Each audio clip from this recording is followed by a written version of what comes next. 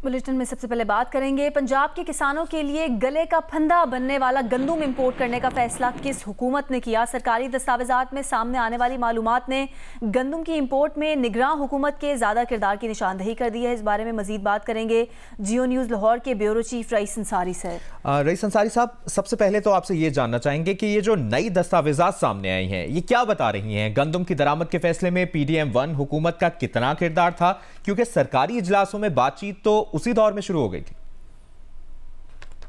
देखिए, बिल्कुल मैं आपको थोड़ी इसकी क्रोनोलॉजी बताता हूं कि इसमें हुआ क्या है। मैं आपको ये बताता चलूं कि जो ये गंदम वीट करने का मामला सामने आया, इसमें सबसे पहले 13 जुलाई को जो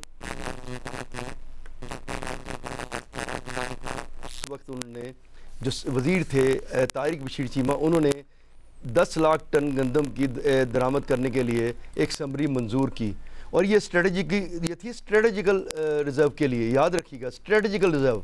उसमें किसी सूबे से किसी को इजाज़त लेने की ज़रूरत नहीं होती, ना उनकी डिमांड के लिए। ये होती है कि अगर किसी सूबे को कम हो और या पाकिस्तान आर्मी को, एयरफोर्स को देनी हो, कम हो, तो उसको दे दी जाती है। और पंजाब को कभी भी जो रिज़र्व होते हैं सेंट्रल के, उसके लिए गंदम नहीं मंगाई जाती। सिर्फ जो गंदम वफाक के लिए,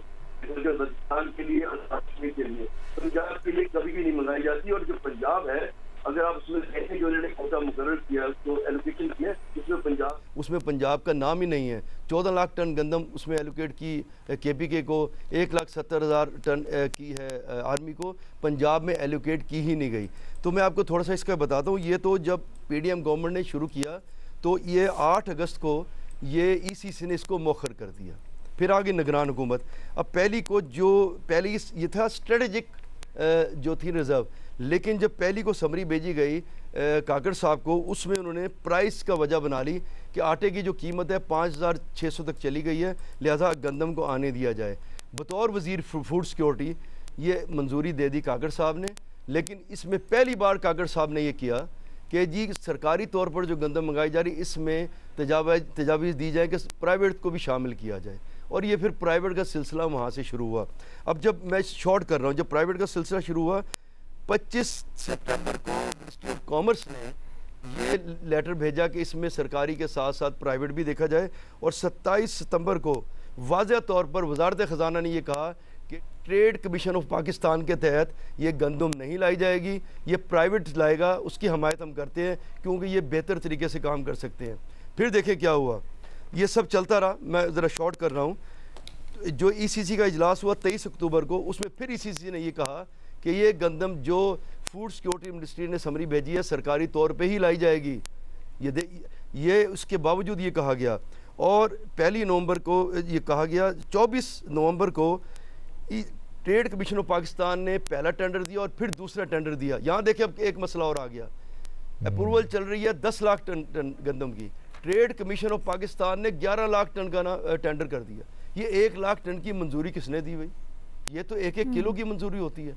उसने जब दोनों के दोनों टेंडर जो हैं उनमें कोई बोली नहीं लगी, तो उस दौरान कॉमर्स ने कहा प्राइवेटली तौर पर करो। अब मैं आपको एक और यहाँ घपला बताता हूँ। 19 दिसंबर को सेकेंड वीड बोर्ड का एक इजलास होता है। इसमें अचानक कहा जाता है कि जी क्योंकि सेंसिस हो चुकी है, नई मरदमशुमारी हुई है, तो ये जो गंदम है बढ़ा के ना इसको 25 लाख टन कर दिया जाए। ये 10 लाख से अचानक 25 लाख टन पे आ जाती है। और वहाँ ये बताया जाता है जो एक मैं आपको और बात बताऊँ, एक डिपार्टमेंट फूड सिक्योरिटी का, डिपार्टमेंट ऑफ प्लांट प्रोटेक्शन, जो परमिट जारी करता है जिसके बाद LC खुलती है, ठीक है, वो क्या बता रहा है? अभी ये मीटिंग हो रही है 19 दिसंबर को, सुनिएगा। उसमें ये बता रहा है कि 25 बहरी जहाज जो है वो 12.5 लाख टन गंदम लेके मुल्क में पहुँच चुके हैं। अभी बिड नहीं हुई, कॉमर्स ने कहा चलो इसको प्राइवेट तौर पे मंगा लो। और ये जो 2.4 मिलियन यानी 24 लाख टन गंदम के बारे में तजावीज़ 19 दिसंबर को आई, उसकी मंजूरी दे रहा है ECC 1 फरवरी को। लेकिन जहाज़ अभी मंजूरी ECC की नहीं हुई, लेकिन मुल्क में जहाज़ पहुंच चुके हैं। अब अगला मरला देखें। अब 14 फरवरी को वीड बोर्ड का एक तीसरा इजलास होता है। इसमें आपको मैं जो पहलू अब तक सामने नहीं है वो भी बताता हूँ। इसमें जब इजलास होता है उसमें कहते हैं क्योंकि जहाज़ चल पड़े सारे, लिहाजा जो आखिरी जहाज़ पहुँचने की तारीख 18 फरवरी थी, इसको 31 मार्च किया जाए। अब मैं बता दूं किसके प्रेशर में किया गया।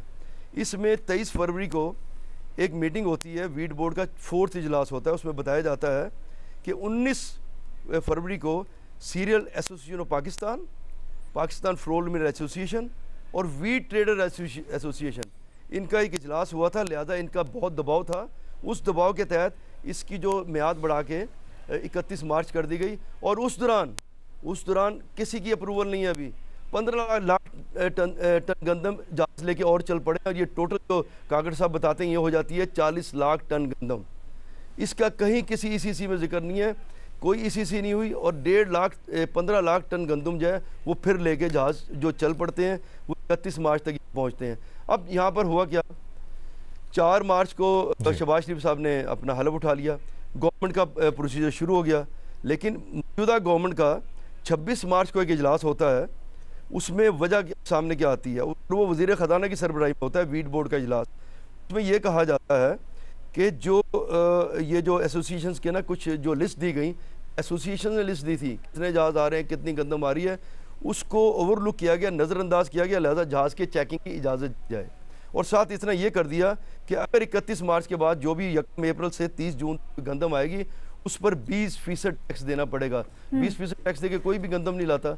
तो यहाँ आप देखें कि 10 लाख गंदम चल रही है मंजूरी, अचानक टेंडर 11 लाख का हो जाता है। अचानक यहाँ पे एक और भी इस दस्तावेजात से जो मालूमात सामने आती हैं, तो निगरान हुकूमत के किरदार के साथ कुछ नामुनासिब उजलत के मामलात भी सामने आए हैं, जिसमें टेंडर में बोली ना लगने के बावजूद गंदम का पोर्ट पर पहुंच जाना है। तो ये फिर आगे कैसे मामला चला? देखिए, जो मियाँ नवाज शरीफ को भी बताया गया कि जनाब मंजूरी होने से 7 दिन बाद तो जहाज़ लगने शुरू हो गए। कि मैंने जो आपको कहा ना 19 दिसंबर को अभी तजावीज़ ज़ेर गौर हैं कि ये जो 10 मिलियन टन है इसको 2.4 यानी 24 लाख टन कर दिया जाए। ये अभी 19 दिसंबर को वीट बोर्ड के इजलास में है। लेकिन उसमें यह भी बताया गया कि 12.5 लाख टन 25 जहाज़ लेके पहुँच चुके हैं यहाँ पर। और ये जो डिपार्टमेंट ऑफ प्लांट प्रोडक्शन है जो जारी करता है परमिट, वो परमिट जारी करता रहा, उस पर एलसीज खुलती रहीं। ये उजलत न कहें, ये सबको पता था। लेकिन जो शहबाज शरीफ साहब बात करते हैं कि जी ये ब्यूरोक्रेसी नहीं की है उसको नहीं छोड़ेंगे, ये बिल्कुल रॉन्ग है।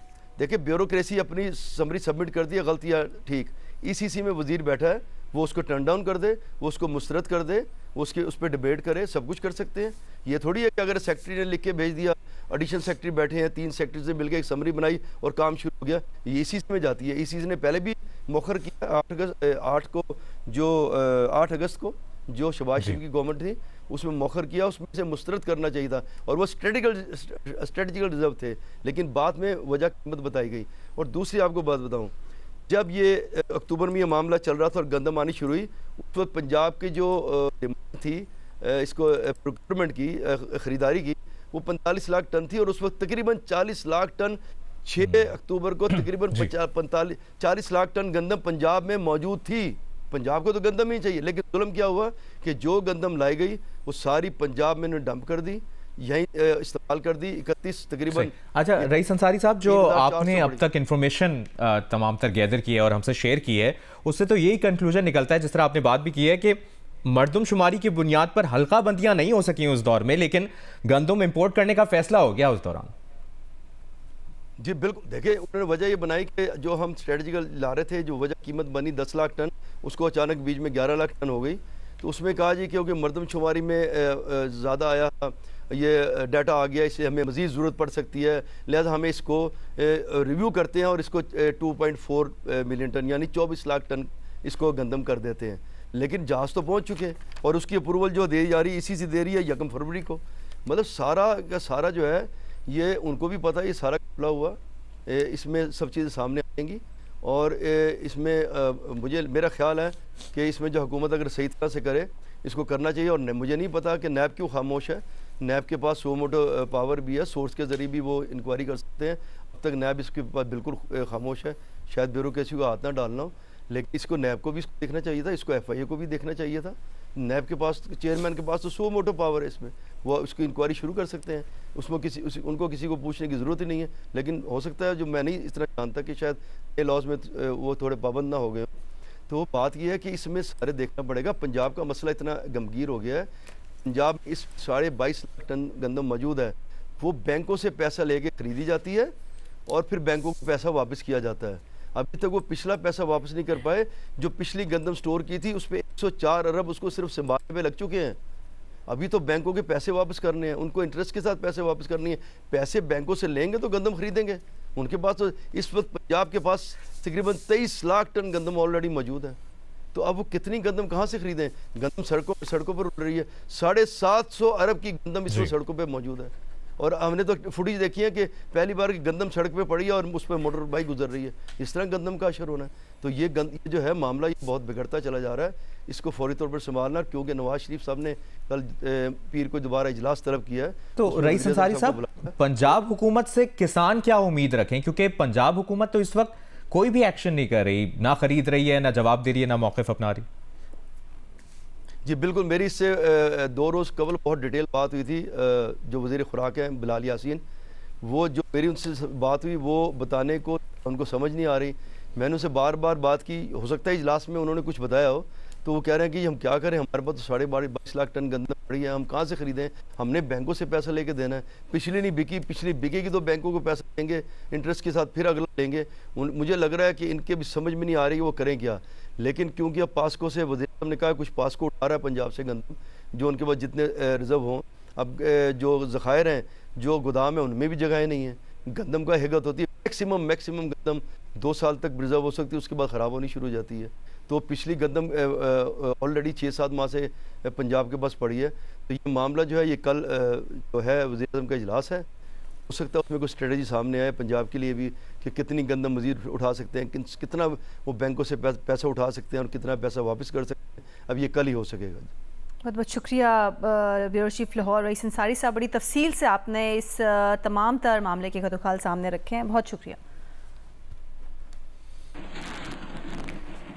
साबिक निगरां वज़ीर आज़म अनवारुल हक काकड़ ने गंदम इंपोर्ट का मलबा सूबाई निगरां हुकूमतों पर डाल दिया है। प्रोग्राम टॉक शॉक में इजहार ख्याल करते हुए अनवारुल हक काकड़ ने कहा कि निगरां दौरे हुकूमत में गंदम की मसनूई डिमांड सूबों ने जनरेट की थी। डाटा प्रोविंसेस से फूड सिक्योरिटी के पास आता है, वो अपना जो प्रोड्यूस है उसकी एस्टिमेशन भी देते हैं। सारी एस्टिमेशन भी होती है ना उन प्रोजेक्टेड फिगर्स के तहत, जिसको अब जिनको हम पे आज इल्ज़ाम इलामी अंदाज में लगाना है ना, वो कहते हैं आर्टिफिशियल अंदाज में क्राइसिस या डिमांड क्रिएट की गई। कौन आर्टिफिशियल? सूबे ने क्रिएट की। उन सूबे में जो ब्यूरोक्रेट्स बैठे हुए हैं उन पे इल्ज़ाम लगा रहे हैं, जो शायद अभी तक कंटिन्यू कर रहे हैं, वो सारे के सारे वही लोग हैं। अर्ज़ ये है कि प्रोजेक्शन ये थी कि हम कोई 27 मिलियन मेट्रिक टन के अराउंड हमारा जो बम्पर क्रॉप की बात हो रही है, और जो कंजम्पशन है वो अराउंड 31 मिलियन मेट्रिक टन है। तो 4 मिलियन मेट्रिक टन का तो गैप है। तो इंपोर्ट कितना हुआ है ये प्राइवेट सेक्टर में? 0.6 है या 0.7? 3.4। तो अभी भी 0.6 उसमें तो गैप है। एक्चुअल डाटा भी आ जाएगा। देखें, अभी आपके पास सैटेलाइट इमेजरी भी है, और ये जितनी गुफ्तगू को अगर मैं डिस्टॉर्ट करने की कोशिश कर रहा हूँ वो भी सामने आ जाएगी, कोई और अपोजिशन डिस्टॉर्ट करने की कोशिश कर रहा है वो भी आ जाएगी, कोई ब्यूरोक्रेट मैनिपुलेट करने की कोशिश कर रहा है वो भी आ जाएगी, ये छुपेगी नहीं। पंजाब के मकरूज़ किसान अपनी गंदम फ्लावर मिल्स को औने पौने दामों उधार बेचने पर मजबूर हैं। फ्लावर मिल्स मालिकान किसानों से गंदम 3,000 से 3,300 रुपये मन कीमत में 2.5 से 3 माह के उधार पर ख़रीद रहे हैं।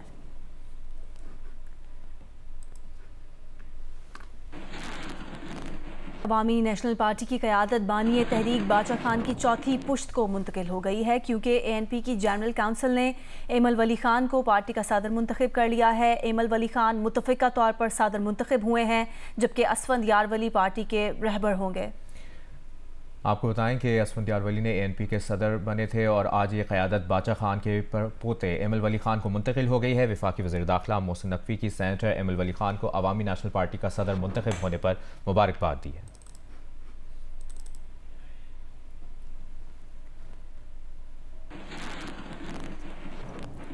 वज़ीर ट्रांसपोर्ट सिंध शर्जील इनाम मेमन ने रेड लाइन मंसूबे की ताख़ीर का मलबा साबिक निगरां हुकूमत पर डाल दिया। मीडिया से गुफ्तगू करते हुए कहा कि निगरां हुकूमत आंखें बंद करके सो गई थी। हुकूमत की नाअहली की वजह से एक दिन भी रेड लाइन मंसूबे में ताख़ीर नहीं होगी। कहा, हमारी कोशिश है कि ट्रांसपोर्ट सेक्टर अपने पैरों पर खड़ा हो।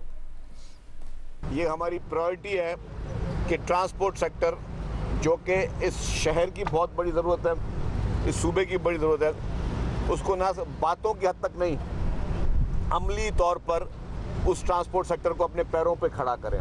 गवर्नमेंट संजीदगी के साथ इस सारे इश्यूज़ को एड्रेस कर रही है। केयर टेकर गवर्नमेंट ने बिल्कुल आंखें बंद करके सो गई थी और उनको एहसास नहीं था कि यहाँ पे लोगों को क्या तकलीफ़ हो रही है। तो जो डिले हो चुका है उसको भी कवर करें। फर्दर डिले को रोकने के लिए इवनिंग शिफ्ट अलग हो, नाइट शिफ्ट अलग हो, मॉर्निंग शिफ्ट अलग हो, कि हुकूमत की कोई नाअहली हो, सुस्ती हो, कोताही हो, उसकी वजह से प्रोजेक्ट डिले एक दिन भी नहीं हो।